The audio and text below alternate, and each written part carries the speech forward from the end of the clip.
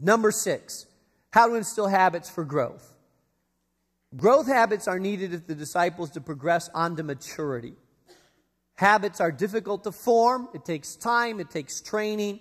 Here's a couple habits we want to try to instill. The habit of meeting weekly with a mentor. We want that to be a habit. The habit of worshiping in church on a regular basis. Listen, if you're mentoring them, make sure that they are coming to church on Sunday to worship and grow.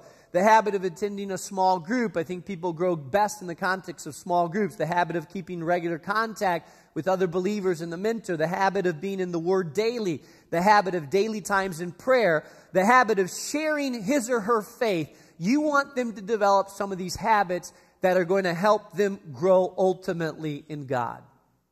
Now let me close with this. I want to just give you an illustration. Let's suppose that one of you really got serious about leading people to Jesus Christ. And let's just say that Pastor Joshua says, you know, I'm fired up about evangelism, and I'm going to lead one person to Christ every day of my life because I want to reach Chicago for Jesus. And so let's just say that he was effective at doing that. And that a year from now, he had led 365 people to Christ. We would say, wow, whoa, Joshua, go get him, Tiger. And so that means in 2 years, he would have reached 730 people. That means that in 3 years, he would have reached 1,095 people. It means that in 13 years, he would have reached 4,745 people. It means that in 33 years, he would have reached 12,045 people. He would have had that many people make a decision to follow Christ. And we say, whoa, that's incredible. That's incredible, but let me tell you what, it's ineffective. Here's the question, who's mentoring and discipling all those people that are praying to receive Christ? Well, he doesn't have time to do it because he's leading other people to Christ.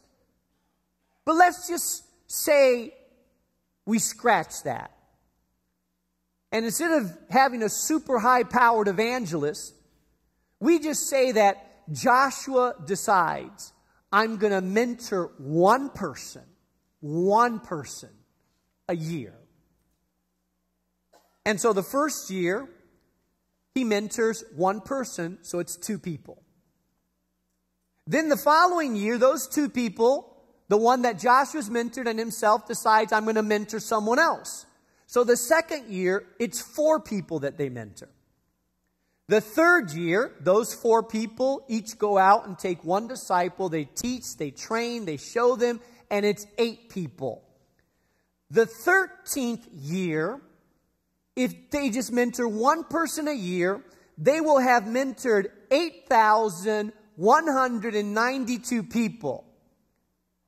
By the 33rd year, if Joshua would have led one person to Christ every day, remember, he would have reached 12,000 people. Yet if we determine to mentor one person and make a disciple that makes one disciple a year, by the 33rd year, Joshua would have started a movement that would reach 8 billion people. Now, how many people are there in the world? 6.8? Listen, we can reach the world if we faithfully make disciples that in turn will make disciples. I'm convinced this world could have been reached for Jesus already if we, the church, would have been effective and mobilized at simply doing the strategy that Jesus taught us to do. Make disciples that in turn make other disciples. Amen? That's our call. I believe that Chicago can be reached. I believe our nations can be reached. And I don't believe it takes a superpowered evangelist. I believe it takes the church being committed to say, I will make disciples that in turn will make disciples as well. As home group leaders, as assistant leaders, as people that are going to be leaders, one of our greatest calls and challenges is how do we mobilize ourselves and our small groups to lead people to Christ and mentor them so that they can in turn turn around and lead others to Christ. That is the strategy of Jesus.